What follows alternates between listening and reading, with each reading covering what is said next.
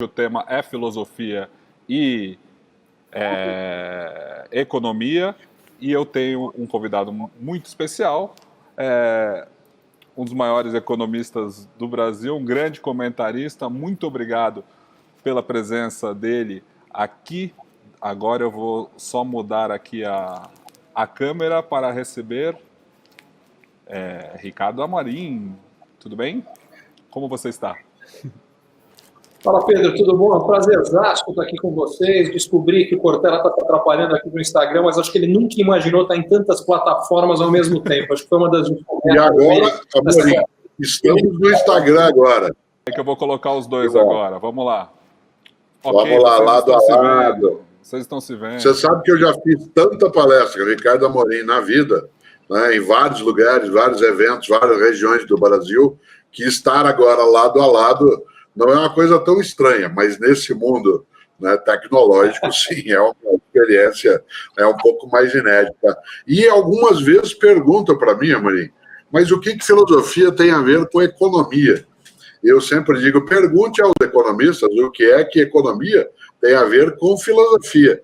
E claro, né, o Amorim conhece bem isso, estudou em vários lugares, estudou e trabalhou em vários países do mundo, sabe o quanto que há uma proximidade, né, muito grande dessas duas áreas. Nunca se falou tanto, né, em filosofia nos tempos mais recentes e também em economia, né, Amorim? Sem dúvida nenhuma, e eu acho que o que tem em comum entre elas é algo muito simples, chamado nós, gente. Os dois mexem diretamente muito com a vida de todos nós.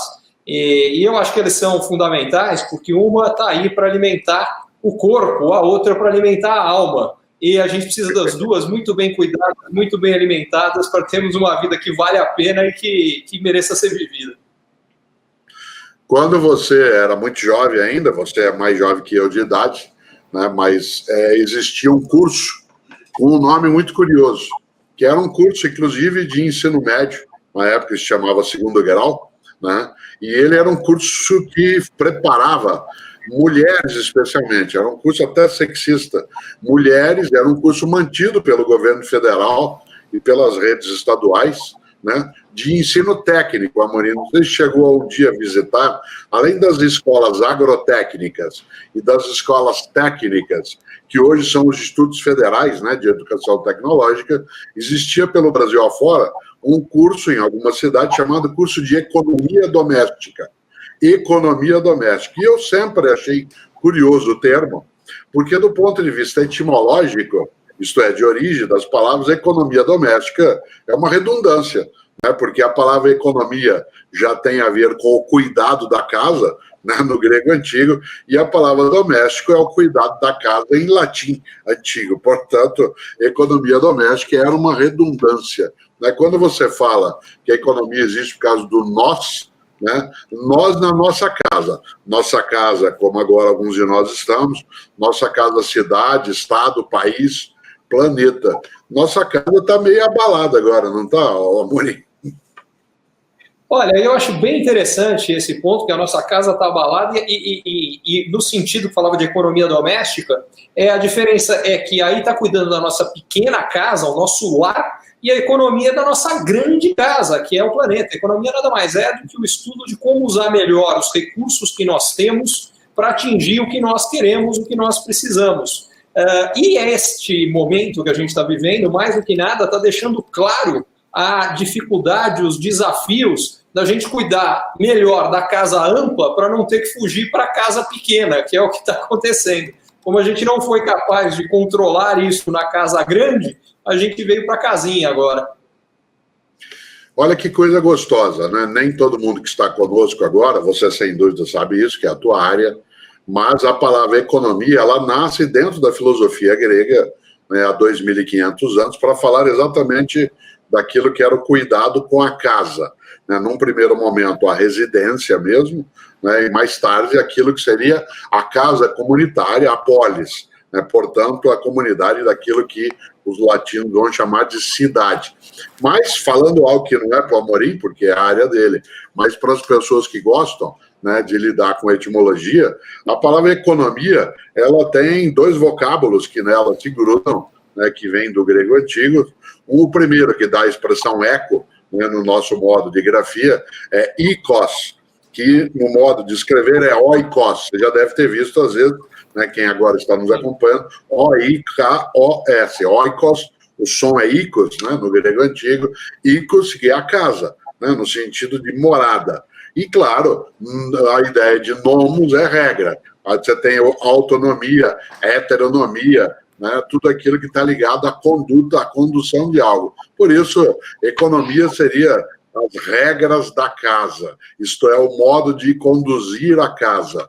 E nesse momento, né, Amorim, nós temos, como você lembrava, alguns abalos fortes nisso, porque parece que a gente tem que fazer algumas escolhas, né, do que é que cuidamos. Essa discussão vem sendo feita no Brasil de modo intenso, do que é que cuidamos. E a grande pergunta, que parece estranha para mim, que sou da área de filosofia, é o que é que cuidamos antes. Existe essa hipótese de ter que decidir do que é que cuidamos antes? Será que o nome disso é prioridade? Olha, eu acho que tem uma, que é, se nós não permanecemos vivos, não há o que cuidar, que é cuidar do nosso bolso, que é parte do que tem essa discussão. Mas eu acho, inclusive, que ela deveria ser, inclusive, mais ampla, porque ela está limitada a 2 fatores, e eu acho que tem um terceiro que cada vez mais vai ter que entrar nessa discussão. Hoje a discussão é, ficamos em casa e nos protegemos da doença, e por consequência nos empobrecemos, porque é o que acontece quando a economia fica parada, ou fazemos o contrário, assumimos os riscos para a saúde e protegemos o bolso, que por sua vez vai ser importante para cuidar das vidas depois, porque a economia, como eu dizia antes, cuida da vida. Se a gente tiver uma redução de recursos disponíveis para tudo, inclusive para a saúde, os cuidados de saúde vão piorar. Mas eu acho que tem um terceiro eixo, um terceiro vetor que sumiu, que é o vetor o que a gente está disposto de abrir da nossa privacidade de informações para poder, eventualmente, ter mais das duas. O que eu quero dizer com isso é que nós optamos, nós como sociedade, em vários casos, por limitarmos o contato físico, né? A gente fala em isolamento social, mas eu faria uma correção, a gente está vivendo um isolamento físico, não social. Socialmente, a gente está convivendo nesse momento agora, mas de forma virtual. Mas estamos limitando o contato físico para proteger isso. E essa limitação do contato físico, quando muita gente não pode trabalhar porque precisaria, aí sim, do contato físico, tem um impacto econômico negativo brutal. Como é que a gente poderia evitar isso aqui? Testando um monte de gente e monitorando. Mas para monitorar, governos vão ter que ter acesso a informações do nosso celular, onde a gente foi, o que a gente fez, gasto de cartão de crédito, é o que eles fazem, por exemplo, na Coreia, e foram super bem sucedidos em controlar a pandemia. Agora, será que nós no Ocidente estamos dispostos a abrirmos mão dessas informações para os governos para que isso possa acontecer? O que você acha, professor? Eu acho, Amorim, que essa é uma questão que a gente vai ter de lidar com uma outra que também marca a anterioridade, né? Que é quem é que controla o controlador. Né? Se, claro, eu tenha de abrir mão de parte da minha privacidade.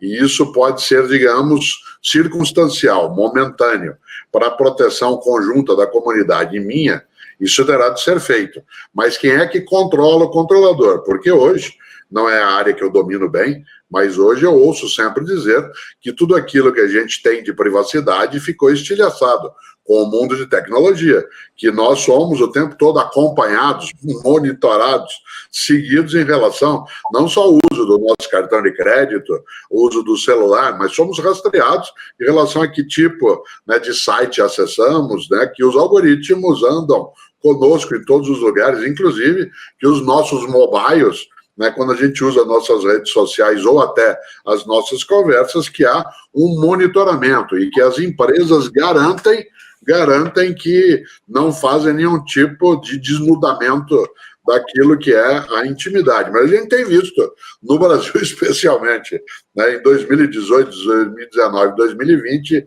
que essa privacidade já perdeu um pouco das paredes, né, que estavam ali em volta. Eu não sei qual é o nosso limite, né, nesse momento, Amorim, para dizer, não, em nome do todo, né, nós vamos admitir que haja um controle maior. A minha questão, e aí eu devolvo até um pouquinho para você nessa ótima parada no papo, que é, será que nós já não estamos vivendo isso? Qual seria a diferença de eu passar para o poder público, aquilo que a gente chama de Estado, ou passar como a gente já passa hoje para o setor privado, para as empresas nessa área de tecnologia?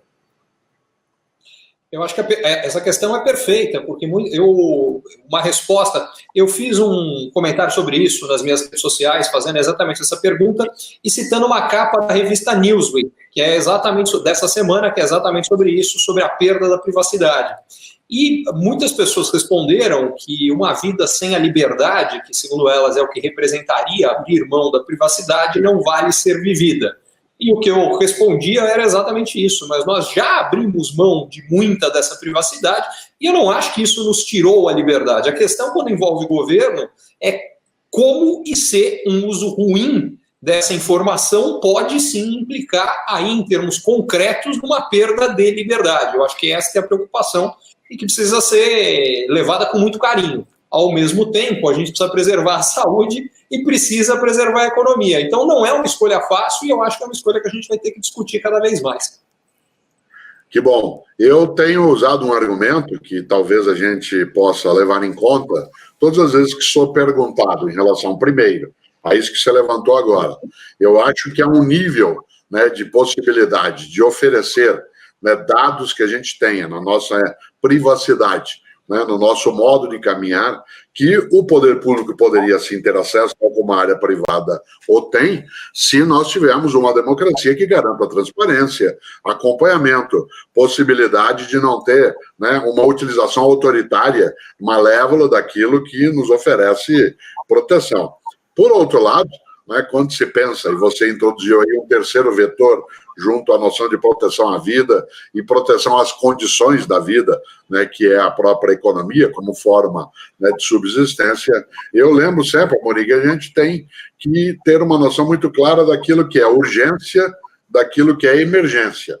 Urgência e emergência. Por exemplo, né, emergência é já, agora, enquanto que urgência é logo. Né, daquilo que nós temos de fazer agora, para ficarmos vivos e vivas, não só nesse momento, mas nos momentos posteriores, o que é de fato emergência, e tem que ser já, e o que é urgência, que tem que ser logo. Porque se nós acharmos que é tudo já, ao mesmo tempo junto, não haverá possibilidade, né, de atuação e de ligação. Por isso, acho que esses dois polos, a emergência e a urgência, permite até que a gente balize aquilo que você falava, né, da questão.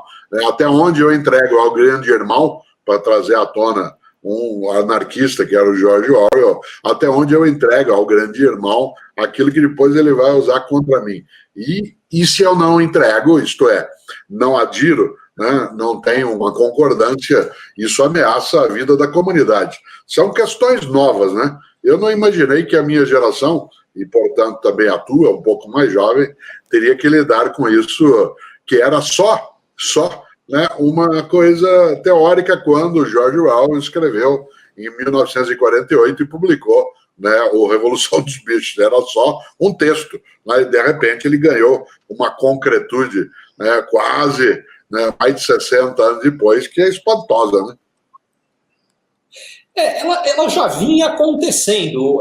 Eu acho que uma das coisas interessantes com essa pandemia é como ela acelerou várias tendências que já aconteciam. Uma delas é essa. Então, não precisa muito, quer dizer, o que era esse grande irmão virou o título, talvez, do programa mais visto no Brasil nos últimos anos, que é o Big Brother, que é exatamente o conceito do que está por trás disso, que é você ser monitorado o tempo inteiro. Então, essa é uma questão que já estava presente, mas que eu acho que ficou presente hoje para todos. Ela se acelerou exponencialmente. Isso aconteceu, por exemplo, com o que a gente está fazendo agora, que são transmissões digitais acontecendo em múltiplas plataformas ao mesmo tempo. Outra tendência disso. Uma outra foi uma desaceleração da globalização. Então, a gente já tem, desde a eleição do Donald Trump, um movimento anti-globalização, que vai ganhar força nesse momento. Serviços de delivery, serviços de e-commerce, trabalho de home office também não era novidade, mas depois dessa, acho que tem muita gente que, depois de ter experimentado esse tempo todo, vai trabalhar de forma diferente. Então, uso mesmo de energia, né? Que a gente já tem um movimento já há algum tempo de mudanças para energias mais limpas. O petróleo representando menos. Isso foi reforçado agora, no momento que caiu tanto a demanda de petróleo, o pessoal não tinha onde guardar petróleo e o preço do petróleo ficou negativo, né? Que era um negócio impensável. Enfim, é interessante como a pandemia veio para acelerar exponencialmente o que já vinha acontecendo, né? O Pedro me disse que você ia ceder para a nossa participação especial até 10 para as 8. Como são 10 para as 8, eu não vou te amarrar mais e vou passar para o Pedro, que é quem está coordenando esses encontros, para que aquilo que é uma gentileza do Amorim não se torne o que a gente chama, como ele é professor também, né, de abusar do corpo docente. Então, para não abusar do corpo docente do Amorim, eu agradeço essa passagem aqui nessa conversa nos encontros, Amorim. Volto ao Pedro agora. Eu vou deixar para o Ricardo se despedir agora. Amorim, muito obrigado pela sua participação aqui com a gente. Eu acho que o meu áudio está baixo, um minuto. Vocês devem estar me ouvindo melhor agora, desculpa. O áudio baixou, que estava agradecendo aqui a sua participação. Muito obrigado por trazer esses temas que nós não temos abordado com tanta frequência. Assim, a gente ampliou o escopo aqui dos nossos encontros de segunda-feira abertos aqui com o professor Cortella. Muitíssimo obrigado. A gente teve um número enorme de acessos, o computador aqui gritando, mas a gente está conseguindo aqui. Estamos todos nos adaptando, né, o Ricardo. Muito obrigado, viu? Vou colocar você para você se despedir do pessoal. Maravilha. Bom, eu que agradeço, foi uma delícia ter a chance aqui de invadir sua casa, Cortella. Espero fazer isso mais vezes. Você está sempre convidado para invadir a minha também. Pedro, fantástica oportunidade de estar aqui com vocês. E continuem dividindo e difundindo ideias que são importantes para as pessoas viverem melhor nesse Brasil e nesse mundão, nessa nossa casa, seja ela restrita ou seja a casa ampla que a gente comentava antes. Valeu, gente!